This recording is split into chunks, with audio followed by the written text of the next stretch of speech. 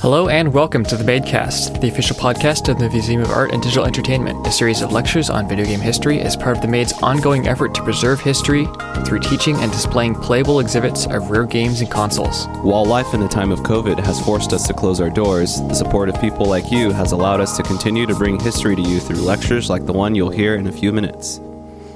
I'm Anthony. I'm Miles. I'm Chin. And I'm Red. This week, our guest is Cassady Toles, the MADE's resident general counsel and law wizard who sat down with Alex to talk about his role at the MADE, gaming law cases, and his Warhammer 40k collection, as well as plenty of insight on his views on practicing law. Cassady is a fantastic gem of a person. He is quite honestly one of the a great person to have around at the MADE, and he's I don't know if they got into it, but he's also a master at Double Dragon, so deep respect for that. He is quite the proficient master at that. But before we get into his interview, we have a bit of news. So I bought the Switch at the right time, the absolute right time to buy a Switch. I bought it because they just announced a new model. Is it? Can you count that as a new model? I mean, okay. The handheld itself is a new model. It has an OLED screen. It has, I think, does it have 4K output? I don't. Of course not. Why would it? Why would it have that?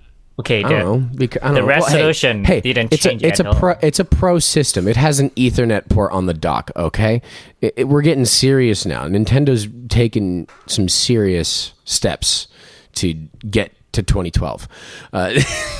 It is now the year 2000 for Nintendo. Yes, it is now the year 2000. They've caught up with the PlayStation 2, so everything's going pretty good. To be fair, it's only $50 more expensive than a standard Switch, so you can't really ask for too much. But you would think that it would have better than an OLED screen, a built-in Ethernet port on the dock, and it's also better piece of plastic for the stand. So they have a bigger monitor, but not a better resolution. Yeah, the pixels are just bigger. Yeah. Big pixels. Big pixels. Leave it up to big pixels to ruin our screens. It's like big oil and big cheese. It's big pixels. Big pixels are. Hey, you joke about big cheese. It's a real thing. Oh yeah, big cheese. You've seen those giant wheels at Whole Foods. Yeah. But in other news, Apex Legends was hacked on Sunday, July 4th. Functionally unplayable for a day. I mean, this is kind of blowing my mind a little bit. Miles, you have a little bit more info. Yeah, I don't play Apex Legends, but I have several friends who do pretty religiously. And the situation was a bit complicated because the hacker or hackers, we're assuming it was kind of a small group of people, completely brought down Apex Legends. Like, you could not get into a game. The playlist system didn't work. They changed it wasn't DDoS. They actually changed the physical, text in the game to point to a website that was calling on EA and Respawn to fix critical vulnerabilities in Titanfall 1 and 2. The previous two games from Respawn. Mm-hmm. This is a big deal because Titanfall 2 is multiplayer only. Titanfall 1 is multiplayer only. It came out in 2014. Mm-hmm. Titanfall 2 came out. Titanfall 1 came out in 2014, is multiplayer only, and its entire server structure has been hacked and offline for months and months and months. And people are upset with this because it is still being sold at, on sale. EA is still actively selling this game, and it's actually unplayable. So fans of the Titanfall franchise are upset about that, and they feel that this might have been a way to get back at Respawn and make them pay attention to it. Functionally, what happened is just a bunch of Respawn developers had to go into work on a Sunday, and nobody was happy about it. Yeah, it's a great way to make It's a great way to make friends, to shut off everyone from playing favorite pastime. I it gets a lot of people on your side. I actually have a thought twist on it. If they are able to have the power to hack into Apex and to broke the game, do they also have the ability to hack into the Titanfall server and fix whatever they have to? Yes, that's a fantastic point. That's what you should do. If you have the capability to hack in and stop it, try and fix it. It's like if you're that mad about it, and you want to take it offline. I just wonder, is it possible? Maybe there's one point we all haven't seen it. Maybe. I mean, I think like with the server side of issues, there's going to be a lot of people that aren't quite like it's more server related than an actual game code, unless they can find a specific instance of like a load up for them to redirect to that ransom website or whatever. Well, of course, it's always easier to break things rather than build something or just recover something. Yeah, that's true. Break stuff. Well, hopefully we will hear more. Hopefully we will see more fixes to Titanfall 1, because that is an issue that still needs to be resolved. As well as, maybe not taking games offline for other people to enjoy them if they're still enjoying them. And last little bit of news that we have: RoboCop first-person shooter coming out. It's been announced. It's happening. It's happening, y'all. The teaser trailer that they had said sometime in 2023. Sometime in 2023, there will be a RoboCop first-person shooter, and then everybody can finally relive their favorite scene of when RoboCop shot that dude in the... it's everybody's favorite scene, so now you can relive it yourself over and over again. But now that we get into that, let's go to... before we get into that, I mean, now that we're done with the news, geez. Words matter. Now that we're done with the news, I think it's time to throw it over to Alex and Cassady for their marvelous talk. And they actually talk about EA a little bit as well, but on the sports side of games in their law cases. So we'll have an interesting conversation about that. Here's Alex and Cassady. And we're back. This is Alex Handy here with Cassady Toles. Yeah, I'm not handy at all. Ah, yes, but you are a lawyer. I am. Actually, I used to be an electrician, so I actually had to be kind of handy. An electrician and a lawyer, so yeah, it's an interesting combination. Yeah, well, I had to do something back for 2 decades or 3 decades of my adult life before I became a lawyer, and so I was in the trades. But, so yeah, we were talking about this before. There's a really great story that was in the news for weeks, up to about 2-3 weeks ago, this lawsuit about EA and progressive difficulty. So, you know what progressive difficulty is, but for our listeners, do you want to talk about progressive difficulty? No, I think they would know. I mean, just like a game getting harder and harder over time. Yes, but specifically based on harder and harder based on how good you are. Ah, yes. So, EA was sued over this in connection with sports games because their most recent sports games have an almost CCG element where you can buy packs of players who are like classic all-time great players. So like in the NFL, in the Madden games, you can buy a pack of great players and it might have like William the Refrigerator Perry in it. Yes. Okay, or, in... so that sort of thing happens. Yes. Well, so what was happening was some teenager who spent like thousands of dollars on these guys basically sued and said, I'm not getting my full money's worth because I'm spending, and with progressive difficulty, I'm playing and difficulty is getting jacked up, so the game is getting better against me and I'm not getting the full value out of my players. Interesting. Yes. This is sort of, I mean, it seems like a way of getting to that loot box issue that a lot of places and governments seem to be upset with loot boxes in general. Right. Well, and the thing is, there have been lawsuits over some of this stuff. Like, for example, there was a lawsuit against Topps years ago with chase cards. And chase cards were a form of gambling, because they are, that one in every so many is fancy, and so you buy more because it's gambling, so on and so forth. But the damages piece is what always ends up being the problem, because ultimately the people are getting something for their money. Yeah. They're getting non-chase cards. And so the question is, what do you call damages? Because it's like, you paid $2. You got $2 worth of baseball cards. You didn't get a chrome one, but what's 8 baseball cards worth? 8 baseball cards is worth $2. So there's no precedent set here, is what you're saying. Like, Well- have any of the courts sided with anybody who's like, I want, better baseball cards? Well, no. What's inevitably happened, and repeatedly what always keeps happening, is that the cases end up either going nowhere or getting thrown out by, if not before, summary judgment, because essentially, yeah, sure, you have these things where there's a gambling element to it or whatever, but there's no actual case because there's no damages. But in the EA case, it's even better. It got thrown out early because you buy these players to play them in player versus player games, and there's no progressive difficulty in player versus player games. So it doesn't fucking matter. So that's an interesting thing they probably should have thought of before they brought the case. I mean, that's a pretty obvious stance. Were they maintaining that the multiplayer wasn't involved, or that it was only a portion of it, or? Well, basically, the trick is that EA could basically say, I mean, here's the thing. You can play them in player versus player.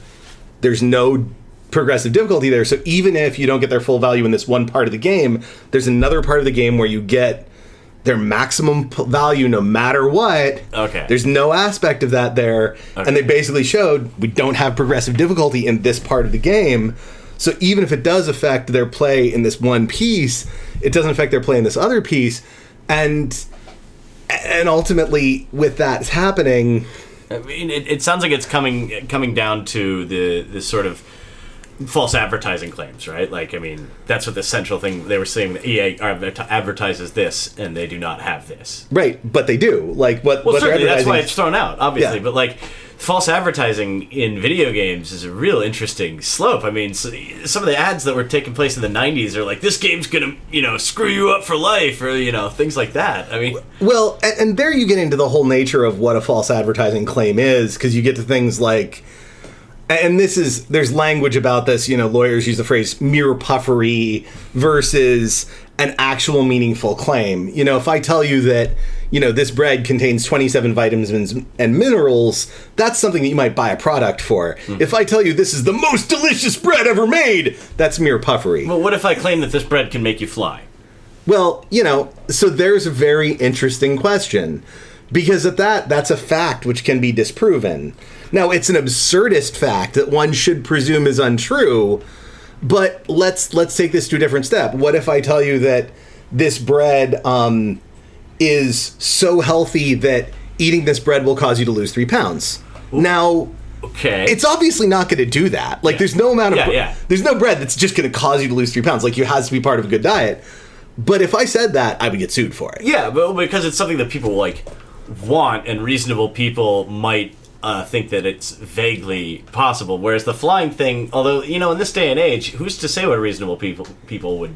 Pepsi got sued because they didn't give it, because a stealth bomber was not something you could win in a drawing once upon a time. Yeah. And you know what? They had to pay the person. Well, they couldn't get the stealth bomber. Well, no, but they had to pay the person the cash value of a stealth bomber as a result. That's like $1 billion. Well, it was not valued at $1 billion. It was valued at $275 million or something. God. But Oh yes, my God. they had to pay out millions of dollars because they had promised someone a prize that was not actually possible, and that person won the largest prize, which was not a stealth bomber, and they had to pay the difference between the prize the person won and a stealth bomber. So, okay, I'm going to use this to pivot to something very different, just because you and I are, old folks, and Yeah. we remember the 90s. The number 2 usually has to do these kinds of crazy stunts, right? Like, you would expect Pepsi to do something crazy that would get sued. Coke, not so much, although they're Right. getting sued over, you can print your own labels. God knows why they thought that was a good idea. But Oh, has someone printed one with an N-bomb on it or something? You can print one that's apparently, and this is, I did not read the article, but what I read is that it's okay for you to print a label that says White Lives Matter, but not okay for you to print one that says Black Lives Matter. Like, Of they filtered course. that, and it's like, Of oh my God, course. who let that one? I don't know, maybe that's spurious. But that, I guess the big explosive grandiose thing you would expect from a Pepsi, right? Which pivot, remember Sega in the early 90s and their attempts to sort of take video games from this cutesy thing to this in your face. Sega! Exactly, like in your face. And like that was, I feel like that occurred at a period of time where that was going on in culture across all the mediums. First game console to have Mortal Kombat with blood. Yes, absolutely. There was no blood on the Super Nintendo version, right? No. Like, and this is the era when like Trauma Films is really blooming, and like the 90s were a marvelous time for that in-your-face sort of attitude. Oh, absolutely. You know, and I know the GC of Sega at that point. Oh, really? Yeah, that's Riley Russell. Now the GC of PlayStation. Well, we got to get him on here on the podcast. Oh God, I'll try and talk to him and try and convince him to do it. He might. I would be interested to hear his thoughts on sort of the line between what is okay and what is not, because some of those commercials were just outrageous. Like the guy hits himself in the face with a squirrel, and he sees the Game Boy in color. You know, all sorts of crazy crap. Oh yeah, no. You would certainly. There's some of that stuff you would not get away with anymore, but. This is one of those things. I read this. I read this meme the other day that drove me nuts. Where it was saying, "You think the new generation is just as smart as the old generation? Well, 20 years ago, and it wasn't 20. It was like 30. But 20 years ago, car manuals said how to. I forget what it was. It was like how to do some kind of maintenance. Nowadays, they tell you not to drink from the battery, and it's like, all right. Well, the reason why they say that is that modernly, doing that maintenance requires a piece of electronic equipment that it's impossible to buy if you're not a registered licensed dealer broker for that particular manufacturer. Because literally you have to hook the car up to a computer in order to do that piece of maintenance. So you can't do it at your home. Oh, period. Absolutely. A lot of things like that have changed. Right. Like electronics. We Exactly. used to fix computers and or a laptop, and now they're like sealed. You can't fix an Apple product. And two, the reason they tell you not to drink from the battery is because a guy drank from the battery and died, and his family sued, and they won. And that guy was a baby boomer. Well, so it's okay. not about the fact that our generation is stupid. It's about the fact that the guy who wrote that meme is stupid. Well, there's a lot of things that have changed. Like I just said, like about you can't repair things. You can't, like you said, you have to plug a car into a computer, and that's why they're not even having having trouble manufacturing them right now. Like. The generation gaps or generation differences. Well, that's why you can't rent a car right now. Oh, because they're all sold, right? Like they sold them all off, but it's a multi-step thing. They sold them all off over COVID because they couldn't afford to maintain these fleets and keep making payments when they weren't renting them. And then now they need them because people are traveling, and it went from no travel to a ton of travel in 2 weeks. And you can't buy them because you can't get chips to build cars. Yes. Because of the shortage. No, absolutely. Because of COVID. Was it Land Rovers? Like, we're not going to make cars for the next 6 months. They just, paused their assembly line. Well, we're so far off the topic of video games. Fair enough. We should talk about, let's talk about the museum. I mean, how you are the default lawyer at the museum, like I would say, or chief counsel. I'm the GC for the museum. I have business cards that say so. Well, yes, and that's all fine and dandy, but that also generally implies you're getting paid or something. Whereas you do this completely as volunteer work. I do, but there's also a lot of rewards to doing the job. I have a lot of fun working there. I'm part of the least toxic culture that I've ever worked with as an attorney, which is pretty impressive. And I get to do a lot of very interesting things. Every day I walk in and I deal with something different. I, write a lot of policy, and I help out our HR person, who is amazing, by the way. Shout out. I don't know if I should say anyone's names, but no, Vaughn takes care of everything. Vaughn is great. Important. Vaughn is way better than I am. Vaughn, you rock. I wish we could have her on the podcast. Yeah. She refuses to be public in any way. That's probably smart of her. Yeah. Anyway, I deal with, whenever there's some dumb thing that happens, I deal with it. Spurious lawsuits. Some government agency misreads an advertisement, something. the raffle thing. Yeah. No, that was... The raffle, yes. If you use the word raffle anywhere on your website, the California government immediately emails you like, you're holding a raffle? And, right. So you don't have raffles. You have drawings. Yeah. You have giveaways. You have door prizes. Just note for anybody who operates a nonprofit ever, do not have a raffle. Then there was the time the FBI contacted us about the riots out front. front and asked if we had cameras on the people who broke into the Honda place. And we were like, we don't have cameras. Right, please. We wish we had cameras. Our insurance rates would be lower. Yeah, we wish the owners of that building had installed cameras, but Yes. Although, frankly, if we had, I wouldn't have wanted to give that information to the cops anyway. Well, no, I mean, absolutely right, but like, we didn't. It was a very easy answer, right? Right. No, it was that is not untrue. Well, and what's reality is that the cops probably would have subpoenaed us, and we probably would have had to. Yeah, no, it wasn't the cops, dude. It was the FBI. Oh yeah, well, the FBI would have eventually showed up with a court order on. Yeah, you don't fuck around. Anyway, I also do things like if there is an unfortunate situation that requires investigation because of disciplinary stuff, I will deal with that. Fortunately, I've only had to do that once. I believe you've also helped us, at events and doing all the other fun video games. I do. I do a bunch of stuff that is beyond my capacity. I'm the guy who hosts all of the barbecues. There you go. Yeah, and make the brisket. Yes, I do. I cook brisket, but usually at the barbecues, it's usually a tri-tip. Because we don't have enough people showing up for an entire brisket. A brisket is 4 times the size of a tri-tip. Yes, but your briskets are delicious. Thank you. I try. You succeed. Thank you very much. But it's also... There's also occasionally just the weird stuff that you need to know as a nonprofit. Like, this isn't an issue right now because our gift shop really is all stuff that is related to the museum or video games. But in theory, if we were to sell anything that was not video game or, museum direct related, we might have to pay taxes on it. Sure. Well, and so there's knowing stuff like that and watching out for it. There's we appreciate that. ADA compliance stuff, things like that. Yes. Weird little day-to-day things that are just like walking around, whatever. Just dumb little things like that. But it's the same things you do it anywhere, but you do it at the video game museum. So it's a cool excuse to drop by the museum a lot. Yeah, no, absolutely. I know that you also have a little museum of your own at your house in terms of little pewter figures, right? Oh, yeah. No, I am an avid 40K player. It's not all pewter. Some of it's plastic, but a lot of it's pewter. So which army? Armies. I have a complete Sisters Commandery. I have the entire second company of Ultramarines, both pre and post reawakening of Roberto Julimund. Third company.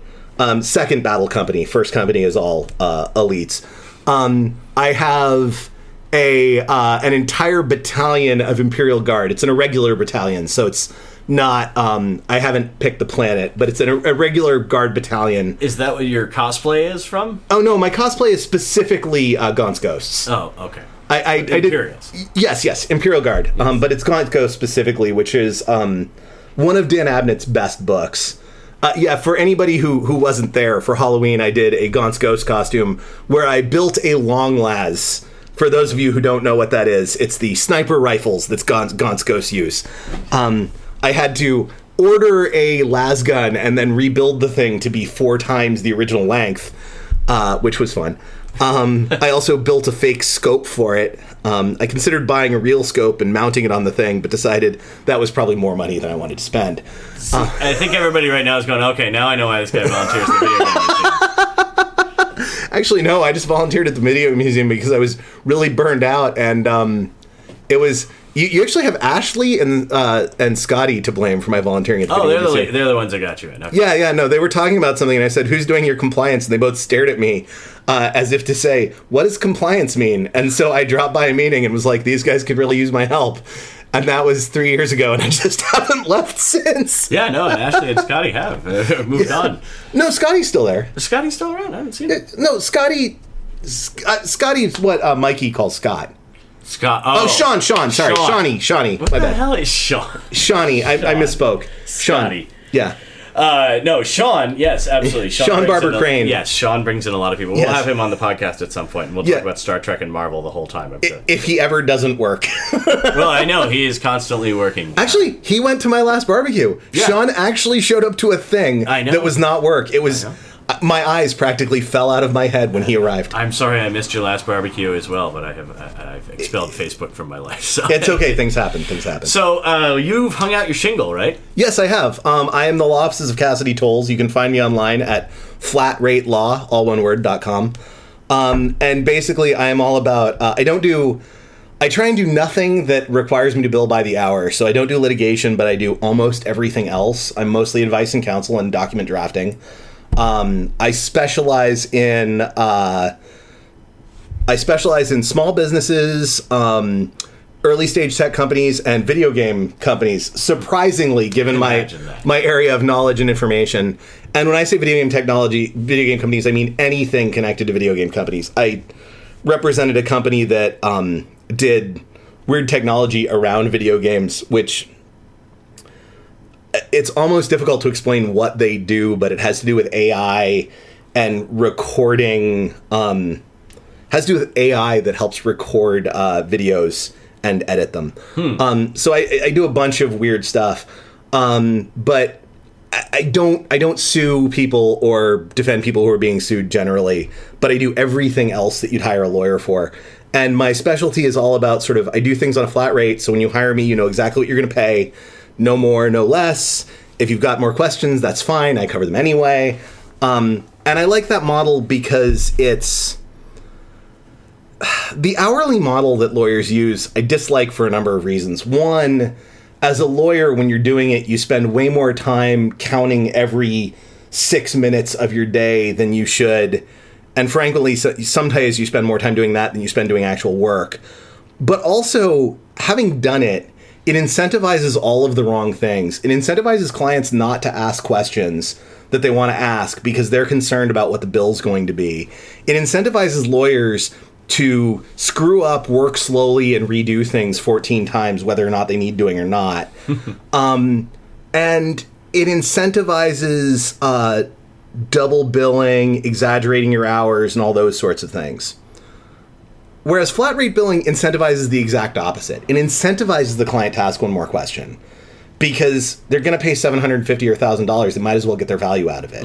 It incentivizes the attorney to work efficiently and to work swiftly. It incentivizes the client to say, you know what, this doesn't look right. Can you look at this one more time? It incentivizes the attorney to make sure that their client is satisfied, because if they didn't make a great job on this, the way they're going to make the money is to get the client to come back and to bill them a little bit more next time around. It encourages all of the right things and none of the wrong things. And I found that my clients tend to come back over and over. And, you know, in billing, I make as much, or in some cases more, just about as I would make on an hourly basis. Once in a while, I make less. But generally, I make about the same. But I don't have the headache of dealing with documenting every hour. And where I lose a little bit, it doesn't matter. Yeah. And, you know, when a client asks, why do you do this? I say, you know what? When you walk into your mechanic's office, you know exactly what it's going to cost. Why shouldn't it work that way with your lawyer? And I say that to clients, and they just look at me and go, hey, man, that's a really good point. Well, Cassady, thank you very much for all the work you've done over the years, and thank you for being here. Oh, no problem. My pleasure. Anytime you want me to show up and tell you about some goofy news story involving video games, I'm here for you, my brother. And we're back. So, thank you, Cassady, very much for your marvelous conversation and your insight about the law. Honestly, that his Warhammer 40K collection should be probably on display at the museum to get some more, to get some more worth out of it. I mean, that's what they said about Warhammer is, the reason why they call it Warhammer 40K is because you got to spend 40K before. That's how much the collection is worth. Yeah. You got to spend 40K before you can actually play the game.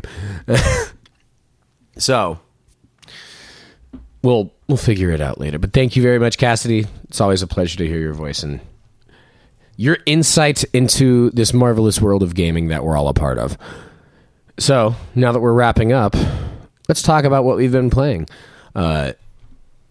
I've been playing Smash again. I've been unlocking characters. It's very tedious. Don't know if I'm at the point now where it's like I just go to the next dot and it's about 30 seconds of a fight. And then I unlock another spirit and then I just make my way down the thing till I find another character to unlock.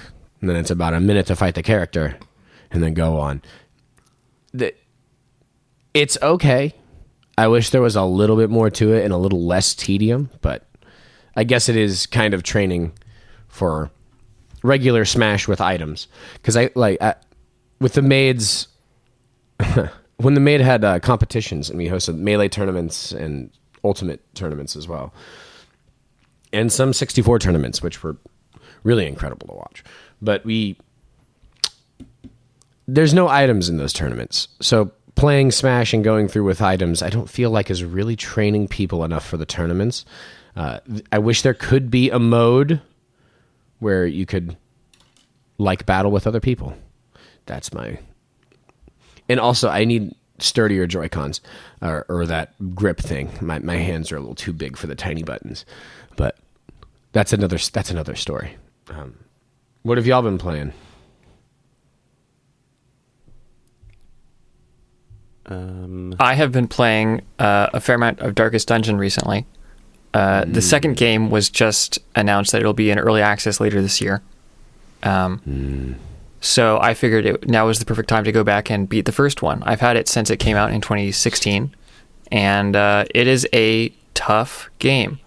Better late than never. I mean, we were talking about this before. You mentioned there's like a stress level monitor with each of the characters involved. Yeah, so each character has X amount of health and a meter of stress that goes up to 200. And so basically any action that is problematic, like they get hit by a crit or someone casts a spell on them or an enemy poisons them or whatever, that stress goes up. If it's too dark, the stress goes up. If they hear an unnerving sound, the stress goes up.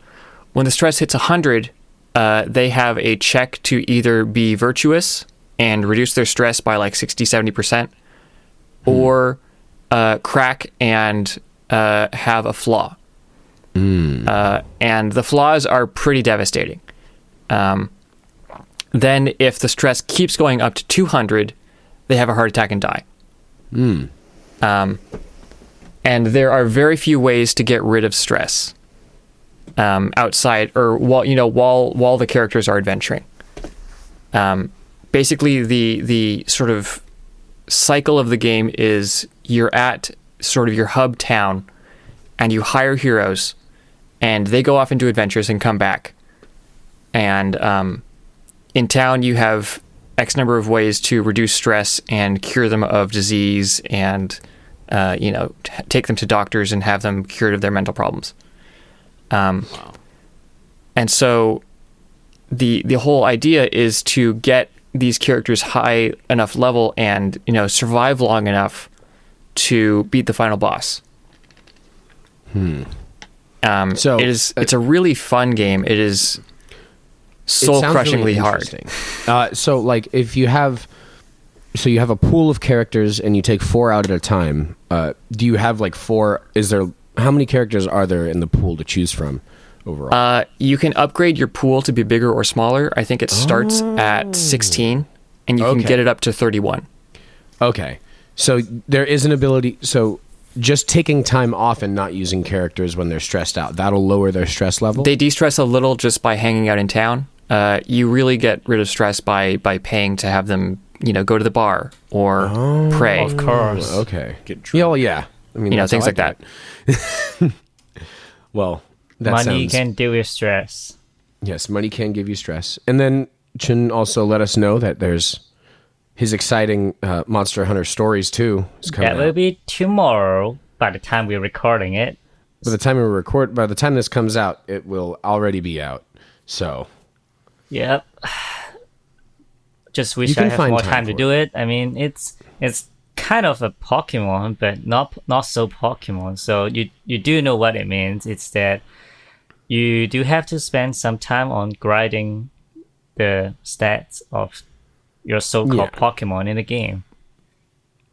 Except they're not pocket monsters; they're monsters. These monsters, and you can ride on them. Ooh, rideable monsters. Yeah, but as story names tell, it's called Monster Hunter Stories 2. So I'm a little bit excited about how the stories would go. Yeah, it's going to be interesting to see how people to add a storyline to the game. I mean, they tried to do that in Monster Hunter World, and it was interesting. I was like, huh, okay. I mean, you're just giving characters names and talking points for whatever reason, but it's all good. It's RPG after all, so. Yeah, you do what you want. But I want to thank everyone for listening. I think it's time for us to finish up this episode. Thank you, Cassady, again for joining us. And thank you for listening to the Museum of Art and Digital Entertainment's official podcast. If you have any thoughts, questions, corrections, or general museum ideas, shoot us an email at info@themade.org. We'd like to send out a big thank you to everyone who donated recently, and to our patron supporters who keep the Made afloat. Patron donors get to listen to this podcast 1 week before it's released on the major streaming services, and we continue that with future episodes every week. Till then, I'm Chen. I'm Miles. I'm Red. And I'm Anthony. Thanks. We'll see you next time.